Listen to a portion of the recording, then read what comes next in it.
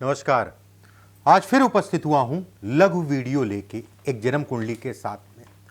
देखिए, इस वीडियो में बहुत कुछ सीखने को मिलेगा। पूरा वीडियो जरूर देखिएगा अगर आप ज्योतिष का शौक या अनुभव रखते हैं तो। देखिए, कोई भी ग्रह उच्च का है, स्वराशि है, उससे ज्यादा उसका प्रभाव अगर कहा जाए ग्रहों के संबंध से बनता है। मतलब उससे ज्यादा रिजल्ट अगर कहें, कोई सामान्य ग्रह मान लीजिए और कोई उच्च का ग्रह है, तो उससे ज्यादा प्रभाव अगर कहा जाए, अगर ग्रह का संबंध अच्छा बन रहा है तो वो उच्च और स्वराशि से ज्यादा प्रभावित होगा। ठीक है। एक बात, जन्म कुंडली में कुछ खास योग हैं इस जन्म कुंडली में जिसमें मैं चर्चा करूंगा। इसकी डेट ऑफ बर्थ अगर कहा जाए 10 फरवरी 1982 7:30 सुबह का भोपाल एमपी का जन्म है। बहुत सारी जगहों पे हर आदमी चाहता है, दिखाता है, बहुत सारी जगहों पे इन्होंने दिखाया। लोगों ने कहा कि तरह तरह की बातें कि राहु आपका 5वें भाव में बैठा है, सूर्य बुध अगर कहा जाए तो कहीं ना कहीं अष्टम और द्वादश में है। ठीक है। बहुत सारी अलग अलग बातें, काल सर्प योग है, पितृदोष है, प्रेत बाधा योग है, तरह तरह की बातें। देखिए, इस जन्म कुंडली में जब डीप आप जाएंगे तो आप देखेंगे कि ये जन्म कुंडली कितनी खास है। हजारों में एक ऐसी जन्म कुंडली होती है। यहां से ज्योतिष शुरू होती है, जो बात मैं कहने के लिए जा रहा हूं। ये व्यक्ति अगर कहा जाए, एक समय ऐसा था जिसमें ये महीने के 5,000 रुपए कमाता था, और जिस राहु को लोगों ने दोष दिया, वही राहु देख के मैंने कहा कि आपकी राहु की महादशा बेहद अच्छी जाएगी और जीवन में तेजी से आप राइज करोगे।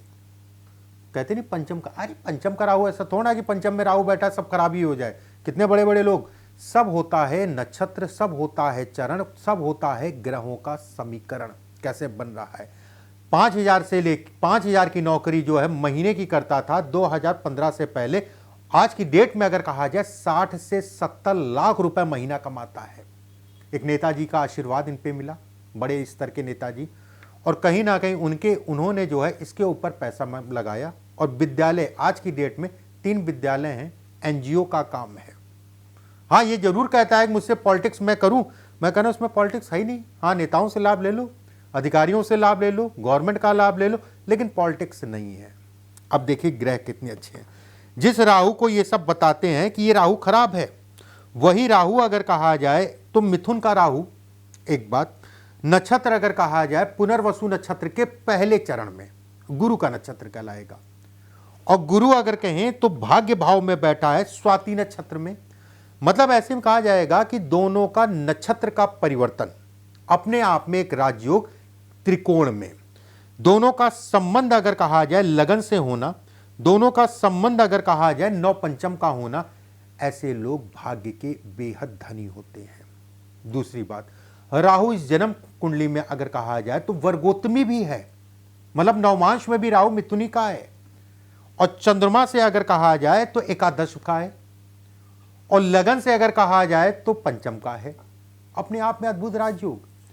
चंद्रमा से एकादश मतलब लाभ, और पंचम से लगन से पंचम मतलब लक्ष्मी। सेकंड, इस राहु का प्रभाव अगर कहा जाए शुक्र के ऊपर पड़ना, और शुक्र और गुरु का आपस में राशि का परिवर्तन होना, इस राहु के कारण व्यक्ति को बड़े स्तर तक का व्यवसाय या बड़े स्तर तक व्यक्ति को पहुंचाएगा। वहीं एनजीओ की बात करें या फिर विद्यालय की बात करें, जो मैंने इससे कहा था कि यह दिशा आपके लिए अच्छी है, वो कहीं ना कहीं गुरु 15 डिग्री पे है।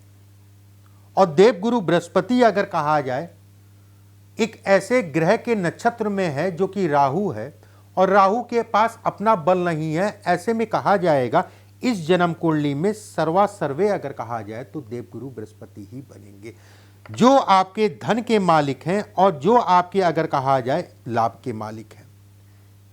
एक राहु ने कहां से कहां व्यक्ति को जो है ग्रहों के अनुरूप पहुंचा दिया। मतलब फिर से समझिएगा, भाग्य लक्ष्मी का संबंध, शुक्र पे दृष्टि डालना, शुक्र और गुरु का आपस में राशि का परिवर्तन होना, वहीं धन का स्वामी होके जो है भाग्य में होना, चंद्रमा से राहु लाभ में होना, पंचम से लगन से अगर कहा जाए पंचम में होना, अद्भुत राजयोग। एक बात, जिस राहु को लोग तरह तरह की बातें कि पितृदोष है, ये है, वो है, ठीक है। हाँ, ये राहु अगर कहा जाए तो जैसे सूर्य, मैंने उससे कहा सूर्य की महादशा आपको बचपन लगी होगी, क्योंकि आपका जन्म अगर कहा जाए तो शुक्र के नक्षत्र में जो है कहीं ना कहीं आपका जन्म हुआ। एक बात, दूसरी चीज अगर कहा जाए सूर्य की महादशा और सूर्य में गुरु का अंतर, बचपने में कहीं ना कहीं इस व्यक्ति को भाग्य में बैठा राहु और सप्तम में द्वितीय का अंतर व्यक्ति को कहीं ना कहीं जो है मरण शैया तक ऐसे लोगों को लेके चला जाता है, क्योंकि मुख्य मार्केश है और गुरु में इतना बल है। 15 डिग्री का गुरु भाग्य को पकड़ के बैठा है। बहरहाल एक बात, वहीं सूर्य और बुध अगर कहा जाए, शनि और बुध अगर कहा जाए आपस में राशि का परिवर्तन करके बैठे हैं। देखिए एक प्रश्न समय समय पे आता है कि मेरे ग्रह 28 डिग्री का, मेरा ग्रह 29 डिग्री का है। यहां पर भी कई डिफिनीशन आती है कि उस ग्रह को कितना बल चाहिए। अब यहां पर अगर ये शनि जो है आपका डिग्री में ज्यादा होता या फिर बुध आपका डिग्री में ज्यादा होता तो उस हिसाब से परिणाम आपको नहीं दे पाता। ये इसकी डिग्री अच्छी है, बेहद अच्छा है, ठीक है, कहीं ना कहीं बिल्कुल मैं ही कहूंगा।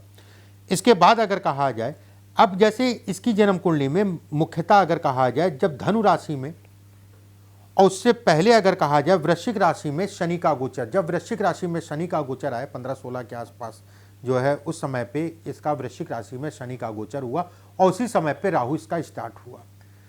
ऐसे में कहा जाएगा कि कहीं ना कहीं उस पीरियड में व्यक्ति को एक प्लेटफॉर्म देना, धनु राशि में आना, अचानक से लोगों का साथ सहयोग या फाइनेंसर या किसी के बढ़ावे से व्यक्ति का बढ़ना। शनि अगर कहा जाए मकर में आया तो उस समय पे व्यक्ति को आकस्मिक धन लाभ, क्योंकि गुरु को देखेगा शनि, ठीक है, और लगन में आया। ऐसे में कहा जाएगा कि कुछ रुकावटें 2023 में व्यक्ति के सामने आएंगी, क्योंकि राशि अगर कहा जाए मंगल की राशि में, मंगल अगर कहा जाए अष्टम में है, रुकावटें आएंगी। लेकिन साल 2024 से व्यक्ति दोबारा से सफल हो जाएगा। शनि की ढैया, जैसे चंद्रमा से द्वितीय में जो है शनि की ढैया, शनि की ढैया धन के लिए खराब नहीं है, क्योंकि शनि अगर कहा जाए लाभ को देखेगा, लाभ अगर कहा जाए उसका मित्र है। इसका प्रभाव अगर कहा जाए घर परिवार में शरीर स्वास्थ्य पे पड़ेगा, माता जी की थोड़ा शरीर स्वास्थ्य में उतार चढ़ाव आएगा। वहीं ग्रहों का संबंध, जो वीडियो बनाने का मतलब मेरा था कि किस तरीके से ग्रहों के संबंध से जो है व्यक्ति आगे बढ़ता है। उम्मीद करता हूँ आपको चीज़ें समझ में आई होंगी। कभी भी उच्च का ये अच्छा है, उच्च का ग्रह या स्वराशि ग्रह अच्छा होता है, बलिष्ठ होता है, लेकिन ग्रहों का संबंध देखिए कहाँ क्या है। चंद्रमा से दूरी देखिए, लगन से दूरी देखिए, नवमांश में जाइए, उसके बाद जो है उसको प्रिडिक्ट करिए। नमस्कार।